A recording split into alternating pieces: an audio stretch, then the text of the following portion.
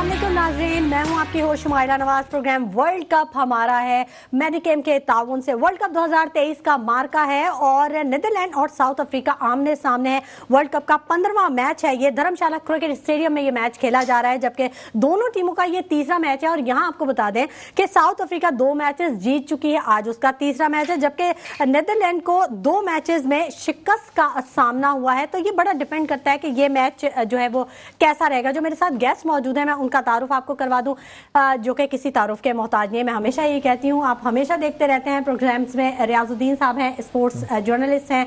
जावेद इकबाल साहब हैं, cricket analyst हैं। जाफिर हुसैन साहब हैं, क्रिकेट एनालिस्ट हैं। और जावेद खलील साहब मेरे साथ मौजूद हैं, क्रिकेट एनालिस्ट हैं। बहुत शुक्रिया आप लोगों के यहाँ पे आने के लिए, इतना वक्त देने के लिए, हमारे प्रोग्राम को इतना खूबसूरत बनाने के लिए।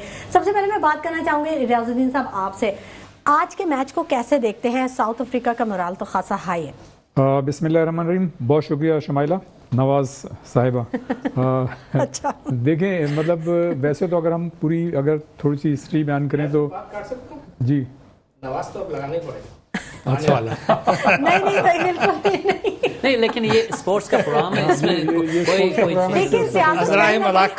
मोहम्मद नवाज चल सकता है, लेकिन आगे नहीं चल सकता। ये सैयद नवाज हुसैन है। देखें, इसमें मतलब इस वर्ल्ड कप में अगर आप देखें तो ऑस्ट्रेलिया की टीम ज़ाहिर है चूँकि 5 मरतबा वर्ल्ड कप जीत चुकी है, वो भी इसमें शामिल है। उसके साथ साथ 2 मरतबा वेस्ट इंडीज़ और इंडिया की टीमें जीत चुकी हैं। एक मरतबा पाकिस्तान, श्रीलंका और इंग्लैंड की टीमें जीत चुकी हैं। इंग्लैंड की टीम जो है इस वक्त दिफाई चैंपियन की हैसियत से शामिल है। और जहाँ तक आपने बात की आज के मैच की, जो कि जनूबी अफ्रीका और नेदरलैंड। अच्छा, नेदरलैंड और श्रीलंका वो टीम है जिनका अभी तक एक पॉइंट भी नहीं है। 3-3। अच्छा, तीसरा मैच तो आज ये खेल रहे हैं नेदरलैंड और साउथ अफ्रीका की टीम।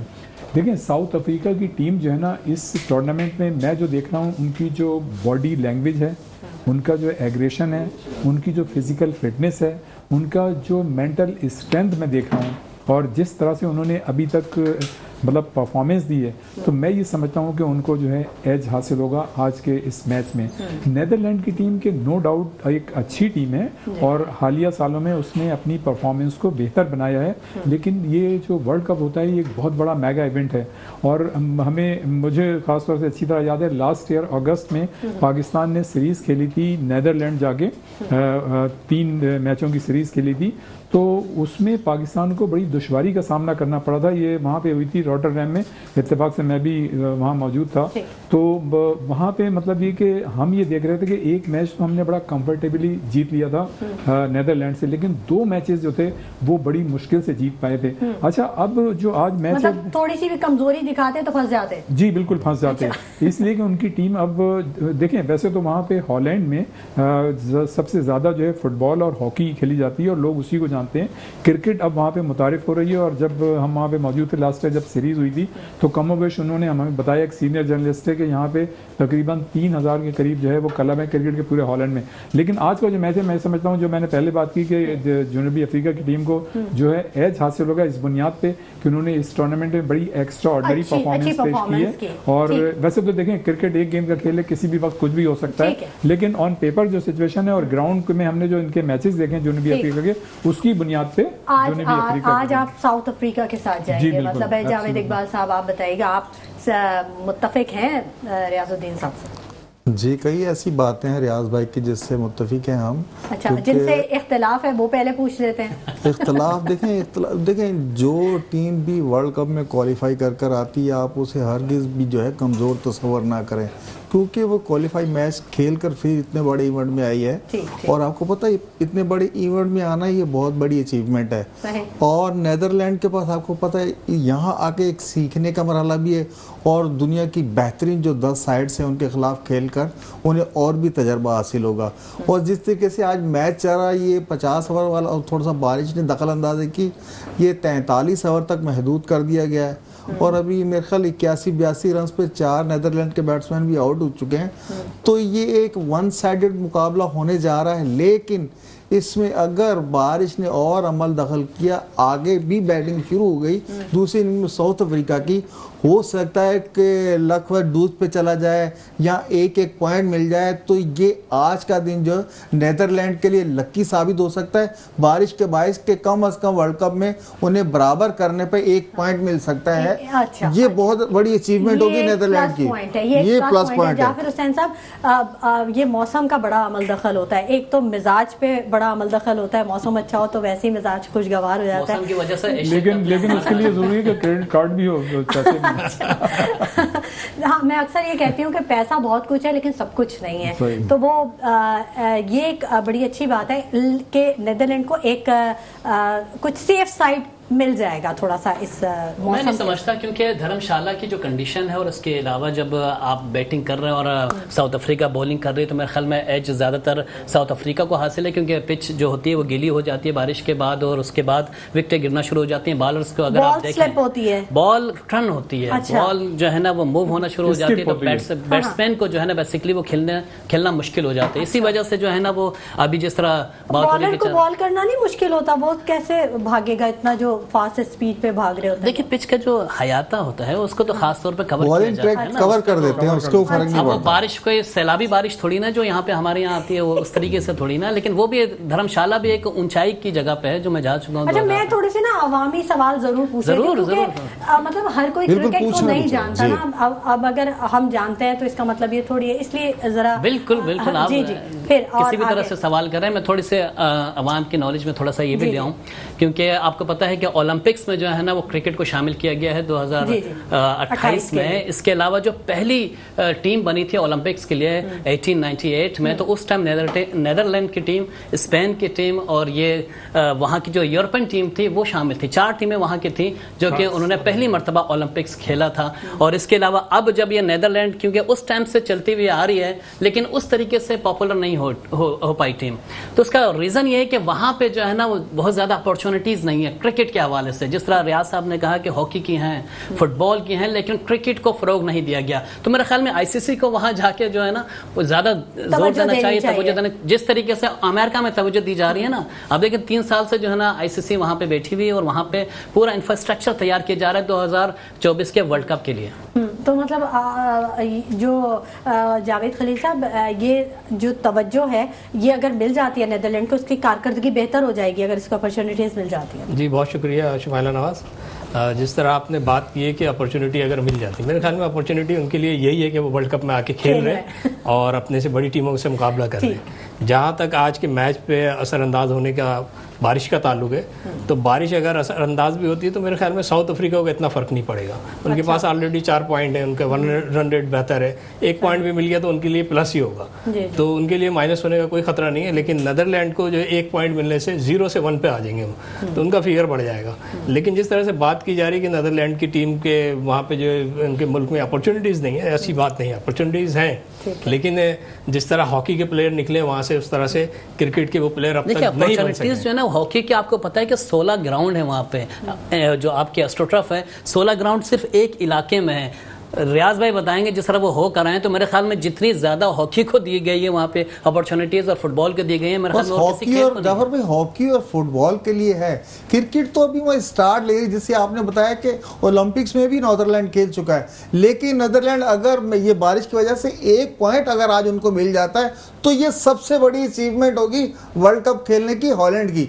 तो इससे जो होप मिलेगा, 1 पॉइंट जो है ना ये बहुत मायने रखता है। इस 1 पॉइंट की वजह से हो सकता है जिस तरीके से फुटबॉल और हॉकी वहाँ सब शौक से कह रहे हैं, तो क्रिकेट की तरफ भी आएंगे। देखिए हॉलैंड के तमाशाई भी वर्ल्ड कप देखने आए, अपनी टीम को बैकअप करने के लिए आए हुए हैं, तो ये नजर आ रहा है। हम तो चाह रहे हैं कि 1 पॉइंट मिले कम से कम, उनकी हाइप तो बने। लेकिन नेदरलैंड की तो कोशिश यही होगी कि उनको 2 पॉइंट मिले ना, वो तो खेलने के लिए आए हैं, उनकी तो कोशिश। लेकिन अगर हम टीम सामने मुखालिफ देखें तो वो 2 पॉइंट का कुछ बनता नहीं है। और जिस तरीके से उनकी पोजीशन चल रही है, 4-5 प्लेयर तो उनके आउट हो गए, अभी 80-100 रन नहीं हुए, तो हमें नजर आ रहा है साउथ अफ्रीका, आपको पता है बिल्कुल सबको उड़ाती हुई आ रही है, तो साउथ अफ्रीका बेस्ट है। नेदरलैंड में सबसे बड़ी प्रॉब्लम यह है कि वहां के जितने प्लेयर्स क्रिकेट टीम का हिस्सा है वो सब जॉब करते हैं, ये उनका पार्ट टाइम खेल है। तो इस वजह से जो है ना वो आगे नहीं बढ़ पा रहे, तवज्जो नहीं दे अच्छा, ये चीज जो है पूरी यूरोप में है। जैसे हमारे यहाँ एक कॉन्सेप्ट है हमारे मुल्क में कि वही जॉब हो जाती है। जॉब है, जैसे एक ज़माने में मैं भी मतलब बैंक की टीम में था तो हम रिलीज होते थे, तो पूरी सुबह की प्रैक्टिस होती थी, शाम को भी इसी तरह। जितने भी इंस्टीट्यूशन हैं, जितने भी डिपार्टमेंट्स हैं, उनमें यही होता है कि आपने फुल टाइम खेलना होता है। तो ये मतलब वहाँ पे ऐसा नहीं है, वहाँ पे आपने जॉब भी करनी होती है, जॉब के साथ साथ वो आपको पूरे कैजुअल बना के देते हैं कि जी आपने कब कब ट्रेनिंग करनी, क्या क्या करना है, और आपने एक वीक के बाद जब वहाँ पे असेंबल होना है तो वहाँ पे जो है क्या, तो वहाँ पे मतलब ये कि इंडिविजुअल रिस्पॉन्सिबिलिटी इतनी है कि जो आपको चार्ट बना के एक दे देते हैं उस पर वो मतलब पूरा अमल करते हैं, घर पे ही अमल करते हैं। तो ये एक बड़ी चीज है। अच्छा, और हमारे यहाँ उनको फुल टाइम देते हैं तो भी ये कारकर्दगी। देखिए हमारे यहाँ जो है मतलब लेकर आते हैं, ये कैसी बात है टीम को एक पूरा फोकस है, आपको पूरा टाइम दे, वही आपकी जॉब है, यानी आप अपनी जॉब भी सही नहीं कर रहे हैं। बिल्कुल, जॉब का मतलब ये आपका पेशा है और पेशे के अंदर आपको महारत हासिल होनी चाहिए। तो वहाँ पे जो महारत हासिल करने में हमारी टीम को, जब कोई भी खिलाड़ी महारत हासिल करके उस एज पे पहुंच जाता है, फिर वो रिटायरमेंट की तरफ चला जाता है। मतलब ये बिल्कुल ऐसा ही है जैसे मैं कोच हूँ और मैं प्रोग्राम ना कर सकूं, बाकी दुनिया का सारा काम करूं। अच्छा, जावेद साहब की बात को मैं आगे बढ़ाऊंगा शुमाइला। उसमें ये है कि देखें पाकिस्तान और यूरोप में ये फ़र्क है कि वहाँ पे आपको ये मसला नहीं होता कि आपका इलेक्ट्रिक का बिल इतना आ गया, गैस का बिल इतना आ गया, ये हो गया। वहाँ पे सारी चीज़ें स्ट्रीम लाइन है, सारे मतलब ये कि आपने टैक्स पे कर दिया और आपके लिए हाँ, ट्रांसपोर्ट का इतना अच्छा इंतजाम है कि आपको ऐसे कोई मतलब मुश्किलात का सामना नहीं होता। लेकिन हमारे यहाँ जो मसाइल हैं उसमें तो जाहिर है फिर फुल डे जो मतलब है कि आदमी जॉब ही कर सकता है खेल। लेकिन रियाजुद्दीन साहब ये तो गलत बात है, जॉब एक अगर कर रहे हैं तो कम से कम वो तो सही करें। मेरा इस पे देखिए जितनी टीमें इस वक्त वर्ल्ड कप के अंदर खेल रही हैं, उसके अंदर अगर एशिया के अंदर आप देखें तो यहाँ पे जो प्रॉब्लम पाकिस्तान के अंदर है वही इंडिया के प्लेयर्स भी फेस कर रहे होते हैं, वही श्रीलंका के प्लेयर भी फेस कर रहे होते हैं, वही बांग्लादेश के प्लेयर्स भी पूरे खित्ते का मसला है। लेकिन जब वहाँ उनके प्लेयर निकल के आते हैं तो उनका प्रोफेशनलिज्म दिखाई देता है, जो कि हमारी टीम के अंदर जब दिखाई देने लगता है किसी प्लेयर के अंदर, तो या तो उसको साइडलाइन कर दिया जाता है या फिर जो है वो अपने रिटायरमेंट के करीब पहुंच चुका होता है, जबरदस्ती रिटायर कर दिया जाता है। उसके अलावा जिस तरह से अभी आप देखें कि बुमराह जो है इंडिया के वो वापस आए हैं अपनी फिजिक को सही करके और रिहेबिलिटेशन के बाद, तो उनकी जो है वो कारकर्दगी दिखाई दे रही है। अब हमारे यहाँ अगर कोई एनसीए के अंदर जाता है उसको सही करने के बजाय मजीद उसको खराब कर दिया जाता है। यहाँ मैं मिसाल दूंगा अनवर अली की, जिस किस्म के वो बॉलर थे उनको बजाय अच्छे होने के खराब हो गए। इसी तरीके से हसनैन पे काम हो रहा है, वो भी दिन ब दिन पीछे जाते जा रहे हैं। तो हमारे यहाँ चीजों को डेवलप करने के बजाय बिल्कुल गुफ्तगू का सिलसिला जो है वो जारी रहेगा। और मैं आपको ये भी बता दूं कि नवीद जमीर साहब और फरहान राजू साहब ने हमें ज्वाइन करेंगे। हमें ब्रेक पे जाने का क्या कहा जा रहा है, कहीं मत जाइएगा, हमारे साथ रहिएगा, हम अभी वापस आते हैं। वेलकम बैक नाजरीन, और वर्ल्ड कप हमारा है मेडिकेम के ताउन से। ब्रेक के बाद हम वापस आ चुके हैं। मेरे साथ जो ज्वाइन किया है जिन गेस्ट ने उनका मैं तारुफ करवा दूं। नवीद ज़मीर साहब क्रिकेट एनालिस्ट और फरहान राजू साहब ने भी ज्वाइन कर लिया, क्रिकेट एनालिस्ट हैं। आप सब के चेहरे जो हैं वो इतने फेमिलियर हैं, इतना सब जानते हैं आपको कि तारुफ करवाना ही कुछ अलग अलग सा लगता है ना। तो बहरहाल बहुत शुक्रिया कि आप लोग यहाँ पे आए और हमारे प्रोग्राम को खूबसूरत बनाया। फरहान राजू साहब, आज का जो मैच है जो साउथ अफ्रीका और नीदरलैंड के दरमियान खेला जा रहा है, कैसे देखते हैं आप जेस्चर को, साउथ अफ्रीका के जेस्चर को? जी देखिए, अभी हमारे पार्टिसिपेंट बात कर रहे थे कि साउथ अफ्रीका के लिए इतना अहमियत नहीं है, बल्कि नीदरलैंड को एक पॉइंट मिल जाए, ऐसी बिल्कुल नहीं है। क्योंकि एक एक पॉइंट जो है ना वो साउथ अफ्रीकन के लिए बहुत ज़रूरी है। क्योंकि बाज़-औक़ात एक पॉइंट पे या फिर रन रेट के ऊपर जो है ना, हमें पता है कि हम बारिश की वजह से 92 की वर्ल्ड कप में एक पॉइंट की वजह से जो हम इंग्लैंड से बारिश की वजह से हमें मिला था, हम जो है वो चौथे नंबर पे जाके स्टैंड किया था हमने, और हम फिर सेमीफाइनल के लिए क्वालिफाई किया था। और रन रेट पे हम 2019 के वर्ल्ड कप में बाहर हो चुके हैं। तो एक एक पॉइंट जो है ना बहुत कीमती होता है। नीदरलैंड के लिए एक पॉइंट कोई अहमियत का हामिल नहीं रखता, क्योंकि वो मैच जीते हैं या हारे, वो सेमीफाइनल की दौड़ में नहीं शामिल है। लेकिन फरहान भाई, यहाँ मैं आपकी बात काटूंगा, एक एक पॉइंट अहमियत का हामिल होता है उस टीम के लिए जो कभी फाइनल पहुंच जाए और जीत भी जाए। ये तो चौकर्स मशहूर है, चौकर मशहूर है। 92 में जब पहली दफा आए थे तो जिस तरह सेमीफाइनल में ये लोग बाहर हुए थे, वो रूल भी पता था आपको किस तरह बाहर हुए थे। उसके बाद से जरूर सेमीफाइनल के लिए क्वालिफाई किया है। 99 का वर्ल्ड कप आपको याद होगा, मैच इनका टाई हो गया था, फिर वो किस तरह बाहर हुए, वो भी रूल के हिसाब से बाहर हुए थे। और मतलब ऐसा नहीं है कि ये फाइनल तक नहीं पहुंचे, ये तो बात सही है आपकी, लेकिन हर दफा सेमीफाइनल की दौड़ में ये शामिल होते हैं। और ये ऐसी साइड है कि कभी भी किसी भी टीम को हराने की सलाहियत, नीदरलैंड के मुकाबले में जो बात कर रहा था। और पाकिस्तान की एक बड़ी मैं बात करूंगा, पाकिस्तान इस वर्ल्ड कप से पहले 7-0 था और इस वर्ल्ड कप के बाद 8-0 हो चुका है। और हो सकता है पाकिस्तान चौथे नंबर पे आ जाए, इंडिया पहले नंबर पे हो, तो हमारी एस्टेब्लिशमेंट ये गवारा नहीं करती कि 9-0 हो जाए। तो हो सकता है कि पाकिस्तान जो है वो ये रीत तोड़ दे, क्योंकि 9-0 किसी को बर्दाश्त नहीं होगा इस बार। अच्छा ये एक चीज जो है, सॉरी नहीं आप नहीं देखिए अभी हम बात कर रहे हैं हॉलैंड के हवाले से और साउथ अफ्रीका के मैच के हवाले से। ये तो सारी चीज़ें बात की बात है, लेकिन देखना चाहिए कि हॉलैंड की टीम जो है वो डे बाई डे जो है वो ऊपर की तरफ जा रही है। तो ये एक अच्छी खुशाइन चीज़ है कि क्रिकेट की दुनिया के अंदर हॉलैंड का भी एक नाम अब चलता हुआ दिखाई दे रहा है। इवन कि उनकी जो बैटिंग लाइन है, उनके जो बॉलर्स हैं, स्पेशली उनकी जो बैटिंग को मैंने देखा है, तो उनके पास बैट्समैनों में इतनी वर्थ मौजूद है कि वो लंबे स्कोर को चेस भी कर सकते हैं और दे भी सकते हैं दूसरी टीम को। तो एक ऐसी टीम का अच्छा इजाफा है, जैसे अफगानिस्तान की टीम जब आई क्रिकेट की इसके अंदर, तो हमने देखा एक बहुत ही बड़ा चेंज नजर आने लग गया। और अफगानिस्तान की टीम ने भी रिसेंटली इसी वर्ल्ड कप के अंदर इंग्लैंड को हरा भी दिया। तो ये बड़ी ज़बरदस्त खुशाइन चीज़ है हॉलैंड के हवाले से, स्पेशली कि उनकी टीम अगर आज हम सोचते हैं कि हम डिस्कस कर रहे हैं बैठ के कि उनकी टीम इतना रन कर ले, लेकिन वो टीम अब ऐसी नजर आ रही है कि वो आने वाले टाइम के अंदर किसी भी टीम को हराने की सलाहियत रखती है। और नेदरलैंड की टीम जो है वो वेस्ट इंडीज, जिम्बाब्वे और आयरलैंड की टीम को बीट करके इस फाइनल राउंड में आई है। मतलब हल्के राउंड खेल के नहीं आई, वो बड़ी टीमों को हरा के आई है। बड़ी चीजों को, बड़े चैलेंजेस को फेस करके आई है। आप फरमाइए, आपकी बात कुछ कट गई थी। नहीं, मैं ये कह रहा था कि जैसे जनूबी अफ्रीका का और आज जो मतलब नेदरलैंड के दरमियान मैच हो रहा है, तो जनूबी अफ्रीका इससे पहले जितने भी वर्ल्ड कप हुए कमोबेश ज्यादातर जो है वो बारिश का शिकार रही है और डक एंड वर्थ रूल जो है उसका मतलब ये कि डसी हुई है। और इनको जो है मतलब डक एंड वर्थ रूल्स की बुनियाद पे इनके बेचारों को बाज़ जो है इतने कम ओवर में रन्स बनाने का मतलब टारगेट था कि वो कभी इन्होंने पूरा नहीं किया और बारिश जो है इन पे हमेशा सवार रही है। लेकिन आज भी देखें, आज भी धर्मशाला मरी की तरह का जगह है वो, और जाफर साहब वहाँ जा चुके हैं, तो मतलब बड़ा अच्छा एटमॉस्फेयर, मौसम भी बड़ा अच्छा होता है जी। और बल्कि यहाँ पे वो डिजलिंग भी हुई है थोड़ी सी। कहने का मकसद ये है कि मैं ये समझता हूँ कि आज चांस है जनूबी अफ्रीका के लिए। और जैसे मैंने पहले कहा कि जनूबी अफ्रीका की टीम जिस तरह से उनकी बॉडी लैंग्वेज बता रही है, उनकी फिजिकल फिटनेस है, उनका मेंटल टफनेस लेवल इतना अच्छा है, जितने तरह से वो कॉन्फिडेंट नजर आ रहे हैं, तो मैं ये समझता हूँ कि जैसे इंडिया के मतलब 6 पॉइंट हैं और उसके साथ साथ न्यूजीलैंड के 6 पॉइंट हैं, वैसे तो पाकिस्तान के 4 पॉइंट हैं 3 मैच खेल के। तो मैं ये समझता हूँ अभी तो बाकी सबके मतलब 2-2 पॉइंट हैं बाकी सारी टीमों के। तो अभी सारी टीमों के लिए जो ये टूर्नामेंट है ओपन है। और मैं ये समझता हूँ कि जनूबी अफ्रीका, न्यूजीलैंड और इंग्लैंड ये फर्स्ट 3 टीमें जिनके इम्कानात हैं, मैं ये नहीं कह रहा कि आ जाएंगी, लेकिन इनके इम्कानात सेमीफाइनल के। बाकी चौथी टीम जो है वो कोई भी हो सकती है, श्रीलंका और नेदरलैंड के अलावा। ठीक है जाफर हुसैन साहब, ये लोगों में बड़ा एक वो हो जाता है, एक मैच अगर हम हार गए तो बस अब पाकिस्तान जो है वो बस ऐसे बड़ी कड़ी तनकीद हो जाती है, उस पर सब बैठ जाते हैं निशिस्त जमा के कि मतलब ये क्यों होता है। और अब मैच हारने के बाद क्या सिचुएशन है लोगों का? तो ये पाकिस्तान हार गई, बस उनको ये है कि हमें पाकिस्तान जो है ना सिर्फ क्रिकेट में नजर आता है और कहीं नजर नहीं आता। इसके अलावा अगर आप आज की बात करें और पाकिस्तान फुटबॉल की बात करें तो आज खुशी का दिन है। और आज पाकिस्तान ने क्वालिफाइंग राउंड में मैच अपना पहला राउंड जीता है कंबोडिया के खिलाफ, 1 गोल से जीता है। फुटबॉल में अच्छी परफॉर्मेंस की फुटबॉल में, तो ये खुशी के बाद मेरे ख्याल में सबको मुबारकबाद भी तारीख में पहली दफा ऐसा, बहुत अच्छी पहली दफा 92 में भी एक दफा हो चुका है, क्वालिफाई कर चुके हैं। लेकिन बात यह है कि ये खास तौर पे हम फुटबॉल की बातें नहीं करते, क्रिकेट को लेकर बैठ जाते हैं क्योंकि रेवेन्यू उसमें से आता है। आपका आप जिस तरह बात करते हैं वर्ल्ड कप का चल रहा है और बिल्कुल वर्ल्ड कप का भी चल रहा है। और जिस तरह आपने बात की कि एक मैच हार जाते हैं तो हम दिल पे लेके बैठ जाते हैं, दिल पे लेते हैं क्योंकि हमारा रोजगार भी तो यही है, हम कर भी तो यही ना। स्पोर्ट्स जर्नलिस्ट का काम क्या है?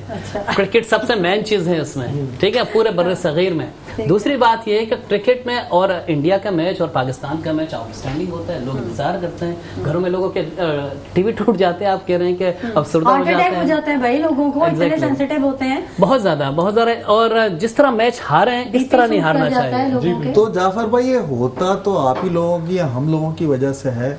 हम जब इंडिया पाकिस्तान का मैच होने वाला होता है उससे 1 से लेकर 2 दिन पहले जो है हम बिल्कुल 7वें आसमान पे अपनी टीम को चढ़ा देते हैं, इतनी हाइप क्रिएट कर देते हैं कि सारी कौम की जो उम्मीदें एक बात मुझे बता दें, आज ये मेडिकेम का स्पॉन्सर लगा है, किस वजह से लगा हुआ है? वर्ल्ड कप क्रिकेट की वजह से लगा हुआ है ना, तो हाइप तो क्रिएट हो रही है ना। चले हो तो होगी चीज। क्रिकेट ऐसा खेल है कि हर एक के रगों में अपनी सोच तो मुस्बत रखें ना, ठीक है मैच हार गए, हम आसमान से उठा के एकदम नीचे पटक देते हैं, ये हमारा स्टाइल कब चेंज होगा? देखिए सबसे नहीं अभी रुके शुमाइल, आप रोक रहे हैं जावेद भाई। देखिए मैच के जवाब आपको नैनीताल वाला साहब ने हमें वीडियो लिंक पर ज्वाइन कर लिया है। अस्सलाम वालेकुम जुनैद खलील साहब। वालेकुम सलाम जी, कैसे हैं आप? कैसे हैं आप? अल्हम्दुलिल्लाह सर, मैं बिल्कुल ठीक हूँ। और आज का मैच बड़ा एंजॉय कर रही हूँ। साउथ अफ्रीका और नीदरलैंड का जो मुकाबला है, साउथ अफ्रीका का मोराल तो बहुत हाई है जुनैद साहब। हाँ, आप सही कह रही हैं। उन्होंने बेसिकली बहुत अच्छे मैचेस जो ना वो जीते हैं और बज़ाहिर तो ये नजर आता है कि साउथ अफ्रीका जो है ना वो टॉप 4 में जो है ना वो क्वालिफाई कर जाएगा। और डे बाय डे जो ना सिचुएशन जो ना वो थोड़ी सी जो ना कॉम्प्लिकेटेड होती जा रही है। अच्छा। ऊपर की जो 3 टीमें हैं वो बेसिकली डोमिनेट कर रही हैं और एक जो ना स्लॉट खाली है जिसके लिए सब लड़ रहे हैं। ठीक। अच्छा, तो लेकिन कहा यह जा रहा है कि अगर बारिश हो जाती है, इससे पहले आपके ज्वाइन करने से पहले हम यहाँ पे यही बात कर रहे थे कि बारिश हो जाती है तो नीदरलैंड के लिए शायद थोड़ा सा कुछ फेवर हो जाए कि उसे 1 पॉइंट बहरहाल मिल सकता है अगर बारिश की वजह से मैच रुक जाता है, क्योंकि वहाँ हल्की फुल्की फुहार और बादल वगैरह जो मौसम है वो पेशन गोई यही की जा रही है।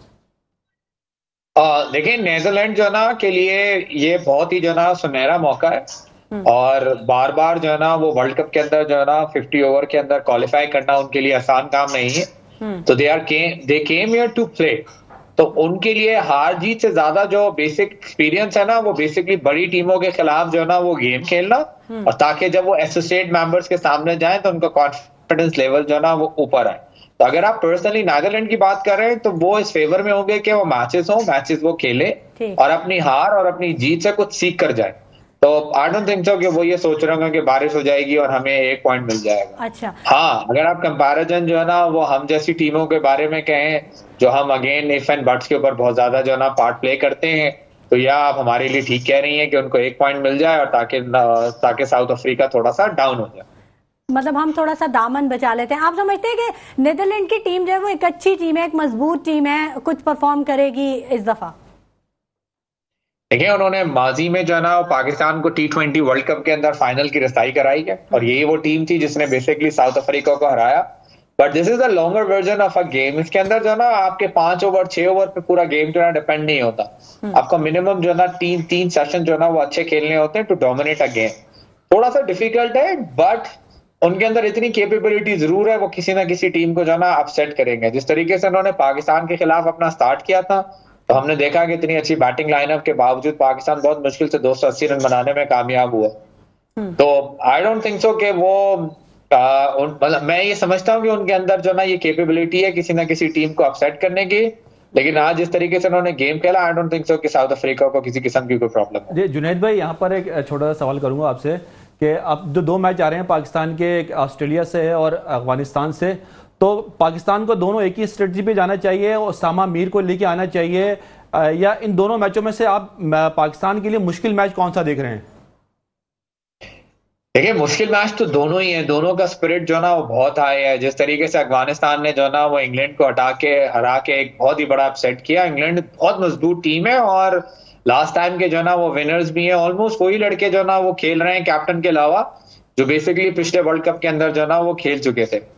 और ऑस्ट्रेलिया को जिस तरीके से उन्होंने कमबैक की है लास्ट मैच में श्रीलंका के खिलाफ, जो सबसे बेस्ट चीज थी अगर हम उस मैच से कुछ सीखें तो वो ये था कि शुरू के 10 ओवर में 11 ओवर में जो ना वो श्रीलंका ने बहुत ही तेजी से जो ना वो डोमिनेट किया था मैच, और उसके बाद किस तरीके से उन्होंने कमबैक किया और किस तरीके से जो ना वो श्रीलंका को 190 के ऊपर ऑल आउट कर दिया।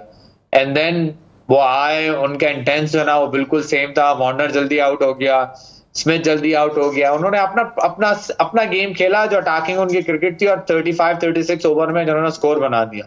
तो आई थिंक दोनों मैचेस जो ना बहुत टफ है और at the end of the day Pakistan को दोनों मैचेस जीतने चाहिए। और जिस तरीके से अफगानिस्तान पाकिस्तान के खिलाफ खेलने के लिए आता है तो आई थिंक वही मार्का बन जाता है जो इंडिया और पाकिस्तान का बनता है। बट फर्क ये है कि अल्हम्दुलिल्लाह अब तक तो हम अफगानिस्तान को हराने में कामयाब हुए। आई होप आगे भी ऐसा ही रहे इंशाल्लाह। एक जहन में सवाल आ रहा है, अगर आप इजाजत दें तो जरा पूछ लूं आपसे। जुनैद साहब, ये जाफिर हुसैन साहब क्रिकेट एनालिस्ट हमारे साथ जो स्टूडियोज में मौजूद है, वो आपसे कुछ पूछना चाहते हैं। जुनैद साहब, आज पाकिस्तान ने प्रैक्टिस नहीं की और खास तौर पे कुछ प्लेयर्स भी जो है ना वो इंजर्ड रहे और खास तौर पे बीमार रहे कुछ प्लेयर्स, और कहा यह जा रहा है कि प्लेयर्स बीमार हैं जिसकी वजह से आज प्रैक्टिस सेशन जो है ना वो कैंसिल किया गया है। और इसके अलावा कल रात जो हमने देखा, जो बहुत सारी फुटेज भी आई थी हमारे पास, एक डिनर पे लोग गए थे जिसमें बाबर आजम बिल्कुल अलग थलग दिखाई दे रहे थे और तकरीबन पूरी टीम भी नहीं थी, उसमें 4 से 6 खिलाड़ी शामिल थे। क्या आप देख रहे हैं कि इस टीम में अब थोड़ी सी ये जो रिस्ट पड़ गई है या फिर आपस में कुछ तनाव पैदा हो गया खिलाड़ियों में?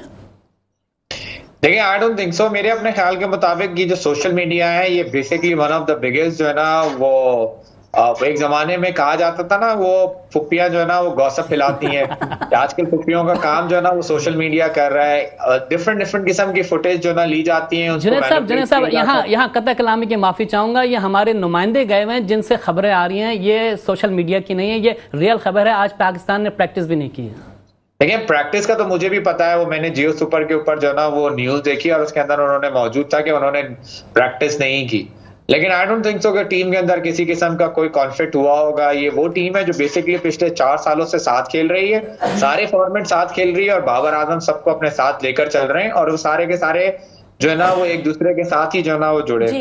हाँ, मे बी इस वर्ल्ड कप के बाद किसी ना किसी चीज के अंदर जो है ना वो चेंजिंग आए, मे बी कोई तब्दीली आए, मे बी कोई कैप्टनशिप के अंदर चेंजिंग आए, लेकिन आई डोंट थिंक सो कि अभी इस किस्म की कोई चीज जो है ना वो होनी चाहिए।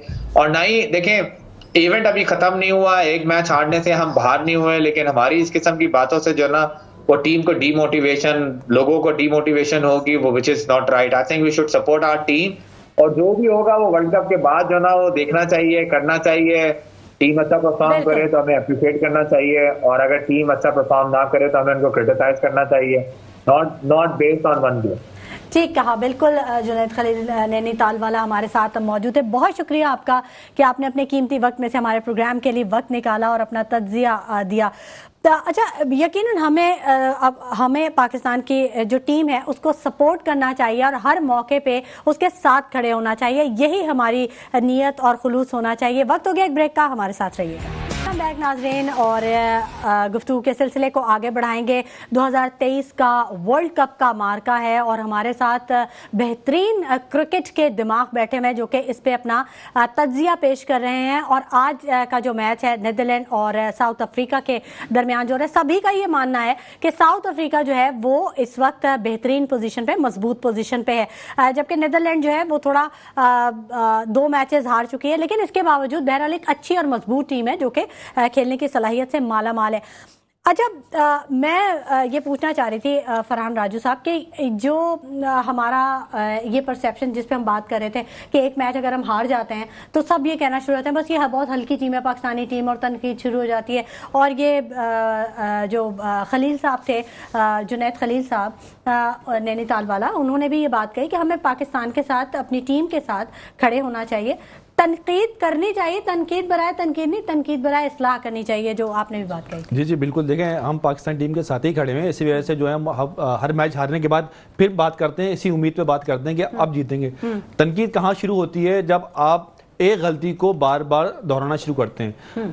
3 साल से हम ये कह रहे थे कि पाकिस्तान टीम में जो है ना खुशदिल शाह, आसिफ और हैदर अली जो परफॉर्म नहीं करे उनको आप T20 वर्ल्ड कप से करें, लेकिन उन्हें मुसलसल खिलाते रहे जब तक पाकिस्तान वर्ल्ड कप हारा नहीं, आपने उनको बाहर नहीं किया और फिर बाहर ऐसा किया कि उनको भी भूल गए। फिर कहते रहे कि शादाब जो है वो ओसामा मीर से बेहतर नहीं है वनडे के अंदर, T20 के स्पेशलिस्ट हैं, नवाज भी, Abrar is the best choice, आपने अबरार को कर दिया पीछे। वसीम जूनियर की परफॉर्मेंस 8 महीनों में सबके सामने थी, सबको पता था। Zaman is the first choice, Abrar को उन्होंने, जमान को भी उन्होंने टीम से बाहर कर दिया, मतलब आप ट्रैवल रिजर्व के तौर पे ले गए।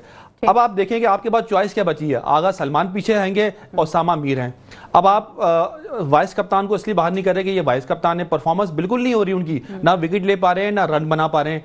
इसी तरह नवाज की परफॉर्मेंस भी नहीं है। तो इस वजह से हम तनकीद करते हैं कि आप एक गलती को बार बार जब दोहराया जाता है तो इस वजह से वो तनकीद के जद में आते हैं। बाबर आजम जो है वो लाइकिंग डिसलाइकिंग पे ज्यादा चल रहे हैं या उनकी एतमाद किसी पे बहुत ज्यादा है।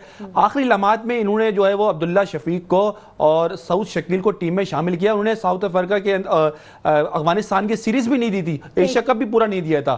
तो ये चीजें हम मतलब तनकीद नहीं कर रहे, हम टीम के मफाद में बोले तो वही आखिर में हुआ ताकि वो उसकी इस्लाह हो सके। जो गलतियां हमने की है नवीद साहब, इसका मतलब है कि मेरिट को इग्नोर करते हैं।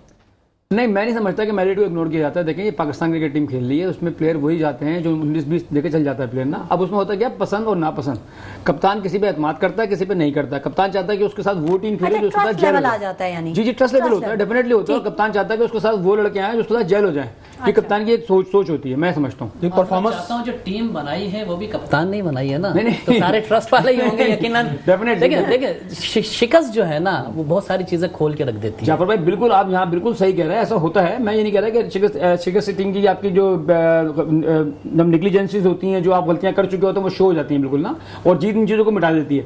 लेकिन अब हुआ क्या, देखिए इतना बड़ा मैच था, इंडिया पाकिस्तान का मैच था। पाकिस्तान, हम खुद वहां देख रहे थे कि इंडिया का जो प्रेशर उन्होंने बिल्ड किया पाकिस्तान क्रिकेट टीम पे विद मीडिया, तो वो एक बहुत आउटस्टैंडिंग प्रेशर था। लेकिन ये भी तमाम प्रोफेशनल प्लेयर्स हैं, लेकिन आउटस्टैंडिंग इसलिए आ सकता है कि इंडिया का, अगर यही मैच इंडिया का कहीं और हार होता तो शायद पाकिस्तान टीम में इतना प्रेशर नहीं होता।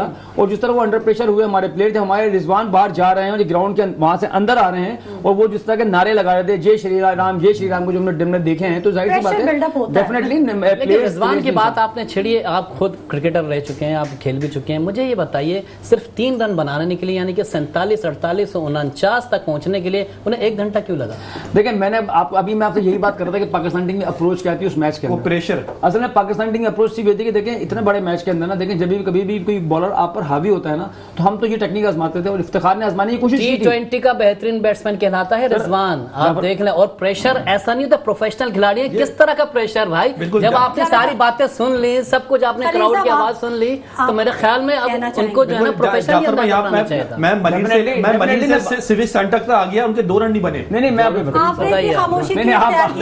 हेलीकॉप्टर में आएंगे। देखिए, जिस तरह से नवेद भाई ने क्रिकेटर है, एक्सपीरियंस है इनका, ग्राउंड के अंदर क्या होता है ये सब कुछ जानते हैं, और कैसे प्रेशर हैंडल किया जाता है ये भी उनको मालूम है। जहाँ यहाँ जाफर भाई ने बात की कि जिस तरीके से वो प्रोफेशनलिज्म जो नजर आना चाहिए, क्यों आपको इतनी देर लगी इतने रन बनाने में, जबकि आप T20 के बेहतरीन बैट्समैन हैं, उसके अलावा आप काफी अरसे से पाकिस्तान की टीम के साथ हैं, तो जो आपका मोराल होना चाहिए, जो आपकी अप्रोच होना चाहिए, वो दिखाई क्यों नहीं दे रही? जावेद भाई, मैं बात काटूंगा यहाँ पर। देखिए, आपने ना थोड़ा सा इसको स्टडी करेंगे ना मैच को, जो जिस लाइन और लेंथ पे बुमराह बॉल कर रहा था ना जी, मैंने इस पे बात की है कि जिस किस्म की उसने बॉलिंग की है, जब वो रिहेबिलिट होके आया है तो उसने बड़ी जबरदस्त बॉलिंग की है। हमारे बॉलर्स कहाँ गए उस लाइन, वो लाइन और लेंथ भूल गए? क्या हुआ क्या? इस बात में आपकी दम है। आप देखिए, ये हमारी जॉब है। जो देखें, बात वही हो रही है जिस तरीके से अभी खलील नैनीताल वाला साहब भी कह रहे थे कि अब जो भी है टीम को सपोर्ट करना है।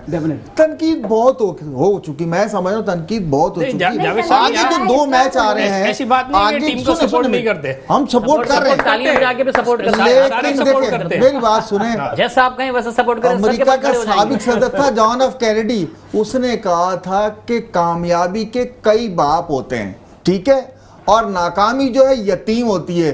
तो इसी तरीके से हमारी टीम एक मैच क्या हार गई है, वो बिल्कुल यतीमों वाला जो है ना बिहेवियर कर रहे हैं। तो मकसद हमने खड़ा कर रहे हैं ना उस टीम को, भाई इंशाल्लाह उसी को हम खड़ा करेंगे। कि तुम जीतो या हारो, हमें तुमसे प्यार है, तो प्यार रहना चाहिए ना, नजर भी आए प्यार। जाफर भाई की एक बात मैं ऑन करूंगा, प्यार नजर आए।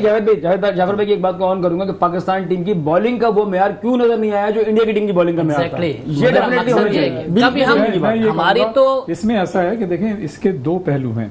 एक तो हमें इस चीज को रियलाइज करना पड़ेगा कि जो स्टेडियम था उसमें 1,32,000 शायकीन ज्यादा थे, और वो जिस तरह से बिहेव कर रहे थे, जिस तरह से हमारे प्लेयर्स को अटैक कर रहे थे, एक तो वो था। फिर ये कि हमारे सामने जो इंडिया की टीम थी वो हमसे ज़्यादा मतलब जेल टीम थी, वो एक बैलेंस टीम थी, उनकी प्रोफेशनल अप्रोच थी, और उनका मेंटल टफनेस लेवल जो है हमसे ज़्यादा अच्छा था, उनका फिजिकल फिटनेस भी, उनकी बॉडी लैंग्वेज भी। लेकिन हमारा मसला ये है कि ये हम रियलाइज़ करते हैं कि सारी चीज़ें पाकिस्तान के खिलाफ थी उस दिन, पाकिस्तानी टीम के खिलाफ जो वो परफॉर्मेंस नहीं दे सकती थी। लेकिन मैं एक साथ साथ ये भी कहूँगा कि देखें, हम जो है हमारी टीम जो है प्रोफेशनल मतलब टीम है। ये लोग 70-70 लाख रुपए एक प्लेयर लेता है, तो ये इसी दिन के लिए लेते हैं। और फिर ये कि इन्हें मेंटली प्रिपेयर होना चाहिए था, इनका माइंड मेकअप होना चाहिए था कि जिस जहाँ पे जा रहे हैं, एक सेकंड, जहाँ पे जिस मतलब मुल्क में जा रहे हैं और जिस जगह जा रहे हैं वहां पे उनके साथ इसी तरह से होगा। तो ये आसाब का खेल था, आपके अपने मेंटल टफनेस लेवल को सही रखना चाहिए था। और दूसरे एक चीज और कि मैं ये समझता हूँ कि ये हुकूमत पाकिस्तान और पाकिस्तान क्रिकेट बोर्ड को चाहिए था कि इन हालात में जबकि आपने हाइब्रिड मॉडल पेश कर दिया था, आपको इंडिया नहीं जाना चाहिए था। हाँ डेफिनेटली। देखिए रियाज भाई, बात यह है कि पाकिस्तान टीम पहली मरतबा तो इंडिया नहीं गई। 99 का आपको याद होगा टेस्ट मैच जिसमें शुएब अख्तर ने उस टाइम पूरा क्राउड भरा हुआ था और यही आवाजें थी।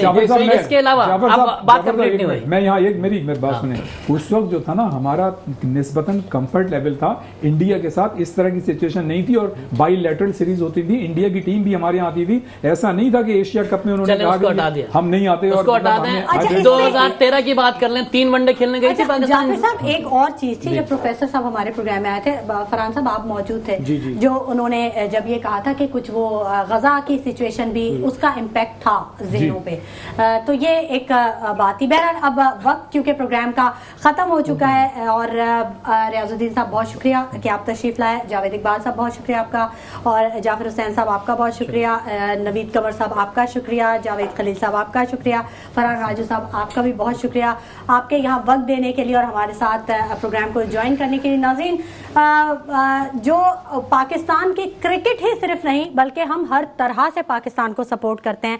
पाकिस्तान का हर शहरी जो मुहिब्बे वतन है वो अपने मुल्क के लिए हर तरह से कुर्बानी देने के लिए तैयार है और उसकी सोच जो है उसका लेवल बहुत हाई है, पाकिस्तान के लिए बिल्कुल सपोर्ट करते हैं। इसी के साथ शुमाइला नवाज को इजाज़त दीजिए, अपना बहुत ख्याल रखिएगा, अल्लाह निगहबान।